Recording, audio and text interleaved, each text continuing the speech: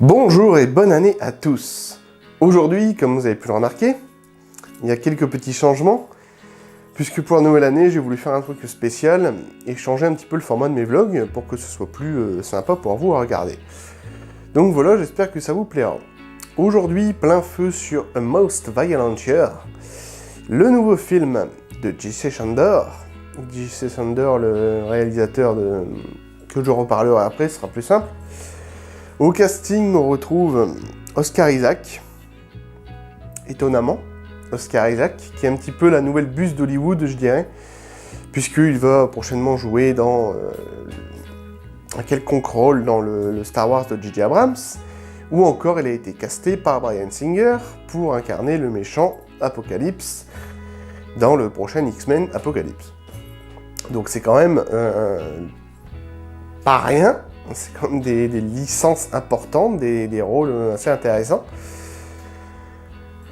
C'est un petit peu passé du coq à l'âne, puisque Oscar Isaac n'est pas un acteur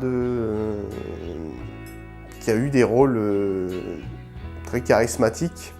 Il avait joué vite fait dans le Sucker Punch de Snyder. Mais à part ça, il n'y a vraiment pas eu jamais eu de premier rôle. D'ailleurs, ici, dans Most Violent Year, c'est la première fois que je le vois dans un premier rôle, enfin. Donc c'est plutôt bien, puisque je vais pouvoir vraiment juger de son talent d'acteur devant la caméra en premier rôle, quoi. Donc ça c'est bien. Mais donc voilà, c'est un petit peu la nouvelle buse d'Hollywood, Oscar Isaac, donc c'est étonnant de l'avoir choisi, mais pourquoi pas. Et également au casting, Jessica Chastain, très bonne actrice, Albert Brooks, David Oyelowo, wow, et Alessandro Nivola. L'histoire, on se retrouve dans les années 80, dans un New York des années 80 pour être exact, où la criminalité ne cesse d'augmenter. Et en fait, on suit le personnage de Abel Morales, ainsi que sa femme Anna, qui gèrent ensemble une entreprise de pétrole, une gigantesque entreprise de fuel. Et pour s'agrandir, ils vont vouloir signer un gros contrat de plusieurs millions de dollars qui va leur permettre de contrôler un petit peu tout le réseau sur Manhattan, le réseau de fuel, pour forcément agrandir leur entreprise. Mais le problème, c'est que, comme je l'ai dit, la criminalité à New York à cette époque est en hausse et ils se font constamment braquer. Leurs camions de fuel se font braquer, littéralement, très souvent, et ils perdent des dizaines, voire même des centaines de milliers de dollars, ce qui les met un petit peu dans la mouise. Abel étant un homme droit et honnête, il va vraiment s'en remettre à la justice et surtout à un procureur qui gère un petit peu tout le truc. Et ils vont essayer de résoudre, de trouver qui est l'auteur de ces vols, et surtout pourquoi. Bon, l'argent bien entendu, mais il y a peut-être autre chose derrière. Donc voilà. Alors, je vais parler vite fait de J.C. Chandor. J.C. Chandor, qui est un réalisateur qui n'a réalisé que 2 films avant celui-ci. Donc A Most Violent Year étant son 3e. Il avait réalisé All in Lust avec Robert Redford, que je n'ai pas vu. Personnellement, je n'ai pas encore vu ce film. Mais je voulais absolument voir A Most Violent Year, justement parce que J.C. Chandor avait réalisé un film que j'adore, son tout premier film, qui est là normalement, il est là. Margin Call. Si vous n'avez pas vu Margin Call, je vous conseille ce film, il est génial. C'est un pur film sur Wall Street, sur la bourse.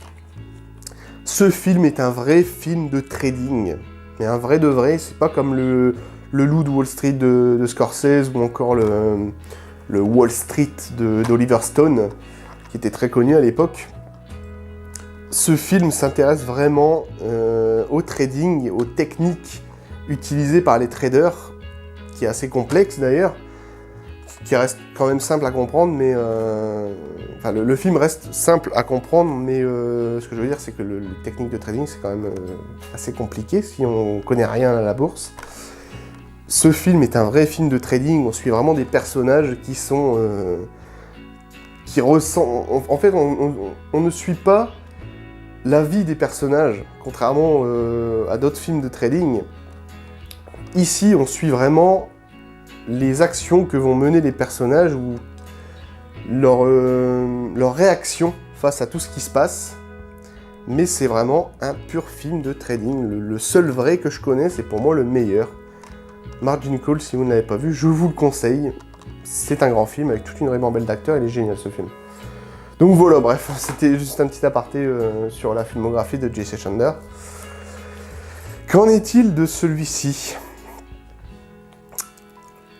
C'est clairement pas le genre de film qui me plaît à la base, mais c'était plutôt pas mal. J'ai quand même eu beaucoup de mal à rentrer dedans, je dois avouer. J'ai dû mettre au moins une demi-heure avant de m'immerger totalement dans l'ambiance, dans le scénario ou dans les personnages. Parce que c'est pas le genre de film qui me parle, c'est un film quand même assez noir et qui traite un petit peu, je dirais, enfin qui reprend tous les codes des films de gangsters, mais de gangsters gentillés. C'est-à-dire que le personnage de Abel est un personnage droit, honnête, qui ne va pas essayer de faire justice lui-même et qui va vraiment demander de l'aide à la police, au procureur surtout, pour trouver l'auteur de tous ces vols. Mais c'est vraiment... Il va mener son enquête bien sûr aussi de son côté, mais c'est vraiment pas le type qui va être accro à la vengeance et commencer à dézinguer tout le monde. Donc c'est vraiment le type vraiment droit, honnête, et qui essaye de faire vivre sa famille et de développer son entreprise. On voit bien que son entreprise lui tient à cœur parce qu'il est vraiment parti de rien. Et il a vraiment monté tout ça tout seul. Et donc ça lui tient vraiment beaucoup à cœur. Donc c'est vraiment un film de gangster gentillé. J'ai remarqué aussi que les images du film sont très sombres. Des fois on voit quasiment pas le visage des acteurs. Certains moments. J.C. Chandler a vraiment utilisé peu de lumière artificielle pour son film. Parce que vraiment des fois on se croirait limite dans un film de David Lynch, quoi. Avec vraiment des passages très très sombres et on n'y voit vraiment rien. C'est pas le genre de truc que j'apprécie. Dans les films de Lynch, ça passait encore parce que c'était à l'époque et puis c'était du Lynch, donc c'était différent aussi. Bon, même voilà, c'est pas forcément le truc que j'apprécie, mais bon. J'ai pu voir donc Oscar Isaac dans un premier rôle. Et ben, il joue bien. Son personnage est déjà intéressant à la base, même si j'ai vraiment eu du mal, comme j'ai dit, à rentrer dedans. Il est plutôt pas mal, c'est vraiment un personnage droit, honnête, mais qui va avoir quand même quelques moments forts avec sa femme, quelques désaccords. Donc, ça amène à quelques scènes assez fortes, où on peut voir un petit peu son travail d'acteur, et je trouve que c'est un bon acteur dans l'ensemble. Donc c'est plutôt bien de l'avoir casté, ça change un petit peu. D'avoir un acteur qui n'a quasiment jamais fait de premier rôle. Moi en tout cas je n'ai jamais vu Oscar Isaac dans un premier rôle. Donc voilà, Jessica Chastain qui joue très bien également. Et voilà, sinon c'est vraiment le film qui reprend tous les codes d'un film de gangster, mais vraiment gentillé et qui malheureusement du coup n'a pas forcément beaucoup d'ambition. Le but étant de seulement trouver l'auteur de tous ces vols, de tous ces pillages. Et mais même quand on arrive sur la fin, c'est pas une révélation, un truc totalement énorme, c'est machin qui a fait tel coup, c'est lui, non. C'est vraiment un truc de base, ça va pas chercher très loin en fait. C'est ça qui m'a un petit peu... ça reste correct, mais ça m'a un petit peu bloqué. Qu'est-ce que je voulais dire d'autre? Oui.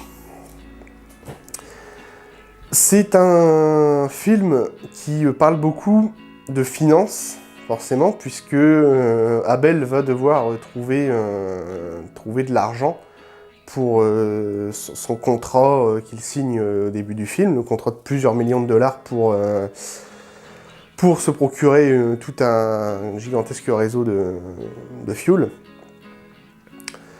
Et donc du coup, c'est un film qui parle quand même beaucoup d'argent. Très souvent, il y a beaucoup de scènes qui reviennent, des scènes de finances. Donc ce qui fait un petit peu, ce qui rappelle un petit peu justement Margin Call, qui était forcément un film d'argent puisque c'est la bourse de Wall Street. Donc il a repris un petit peu ce concept financier, je dirais. Donc voilà, c'était plutôt pas mal. Dans l'ensemble, c'est pas un mauvais film. C'est un bon film, ça se maintient, mais c'est pas mon type de film à la base. C'est vraiment assez noir et pas assez d'ambition à mon goût en fait. Ça va pas super loin. Ça reste assez gentil dans ce que ça veut faire. Mais sinon, ça reste plutôt correct. Et pourquoi pas. Voilà, donc c'est à peu près tout pour A Most Violent Year. N'oubliez pas que le cinéma est un art. Ciao!